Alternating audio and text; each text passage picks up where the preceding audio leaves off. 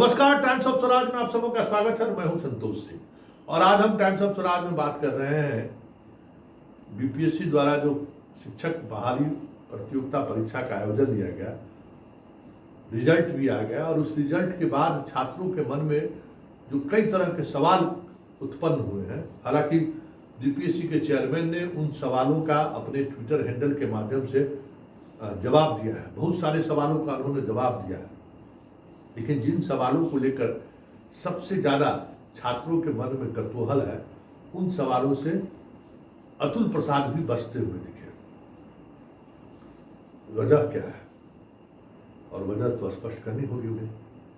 वैसे कई सवालों का उन्होंने जवाब दिया है, उस जवाब में से भी कई सवाल खड़े हुए हैं, लेकिन जिन सवालों को सबसे ज्यादा लोगों के जहन में सवाल है, वो सवाल है कि नियोजित शिक्षक कितने बीपीएससी में कंपीट किए हैं और उसका आधार क्या रहा है और मार्क्स। अभी तक देखिए, जिस बात को लेकर लगातार चीजें आ रही है कि आपका मैक्सिमम कट ऑफ मार्क्स क्या रहा और मिनिमम कट ऑफ मार्क्स क्या रहा। अभी तो हम छात्रों से समझकर छात्रों से बात करें, आकलन कर रहे हैं। ऐसा लाखों सवाल जो अतुल प्रसाद से किए गए, उन सवालों को वो नजरअंदाज करते दिखे और स्वाभाविक तौर पर उनको जारी कर देना चाहिए कट ऑफ मार्क। भाई, जब आप रिजल्ट जारी कर दिए तो कट ऑफ मार्क जारी कर देना चाहिए। आपके 4000 से अधिक विद्यार्थी भाषा में, लैंग्वेज में फेल हुआ है, ये भी एक बड़ी बात है। कितनी बड़ी संख्या में लैंग्वेज में फेल होना, 10,000 से अधिक स्टूडेंट का प्रमाण पत्र आपने जो जांचा उसमें वो फेल किए हैं।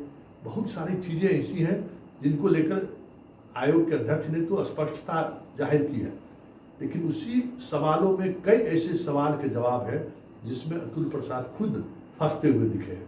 और आने वाले समय में, जैसे आज सुप्रीम कोर्ट में मामले में सुनवाई हुई और अब 30 तारीख को सुनवाई होना है, उस दिन अब पिटीशन ने फ्रेश पिटीशन भी उसमें लगाया है कि भाई प्राथमिक शिक्षक संघ की तरफ से जो बहस की गई, जो निर्णय हुआ, उस पर रोक लगाते हुए बहाली पर भी रोक लगाया जाए। वैसे स्पष्टता के साथ जितनी चीजें सामने आएंगी, देखिए रिजर्वेशन वाले मामले में भी इन्होंने कहा है, और यही रिजर्वेशन वाला मामला फंसा था सब इंस्पेक्टर में, 2009 बैच के सब इंस्पेक्टर में, जो अभी तक सुप्रीम कोर्ट से के आदेश पर बहाल हो रहे हैं। तो ये या तो आप अपने पुराने जजमेंट क्या रहा है उसका आप मूल्यांकन नहीं करते हैं, चीजों को उलझा कर रखते हैं, या फिर जो बहाली की सूची आप दिखाना चाह रहे हैं कि 1 लाख से अधिक बच्चों को हम बहाल कर रहे हैं, क्योंकि ये भी सूची तो मिलनी चाहिए कि एक ही छात्र 3 कैटेगरी में परीक्षा दिया है। वो ऐसे कितने छात्र हैं जिन्होंने 3 कैटेगरी में परीक्षा, तीनों में वो कंपीट किया है, वो भी सीट घटेगा। मान लीजिए ऐसे अगर 25-30 हजार विद्यार्थी अगर कंपीट किए होंगे तो सीधा उतने छात्र घट जाएंगे, क्योंकि नियोजित शिक्षक तो अब आ गया कि भाई इस बहाली में लगभग 30,000 से ज्यादा नियोजित शिक्षक बहाल हुए, तो वो सीट तो ऑलरेडी जो पहले से बहाल था उसी को आप बीपीएससी के माध्यम से उनको राज्यकर्मी का दर्जा दीजिएगा। यही हुआ, कोई नई फ्रेश बहाली तो हुई नहीं, उतने शिक्षक तो वही रह गए जिनको उसका लाभ मिलेगा।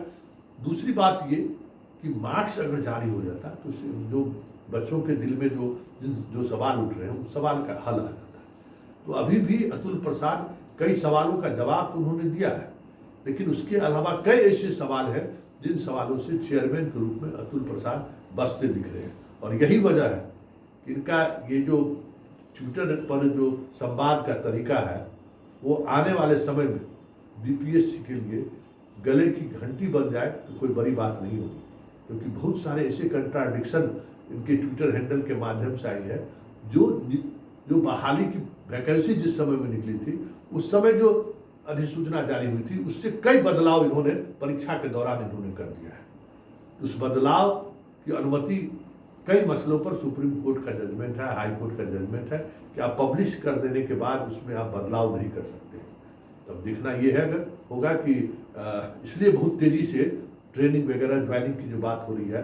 लेकिन एक बात गौर करिएगा कि ये सारी ज्वाइनिंग की प्रक्रिया प्रोविजनल हो रहा है, किसी को अस्थायी ज्वाइनिंग नहीं दी जा रही है। सारे को काउंसलिंग के बाद ट्रेनिंग में भेज के प्रोविजनल ज्वाइनिंग दे रहे हैं, क्योंकि इनको अंदेशा है कि सुप्रीम कोर्ट तक मामला जाएगा ही जाएगा और कुछ न कुछ चीजें ऐसी उन्होंने नज़रअंदाज किया है जिसमें मामला फंस सकता है, इसीलिए प्रोविजनल है।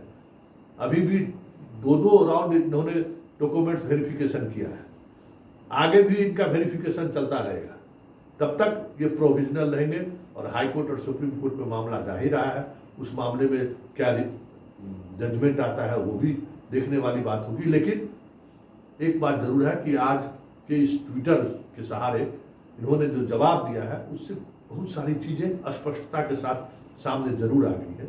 लेकिन जो सवाल सबके जेहन में है, सब परीक्षार्थी के जेहन में है, उन सवालों के जवाब से अतुल प्रसाद बचते हुए आज भी दिखे।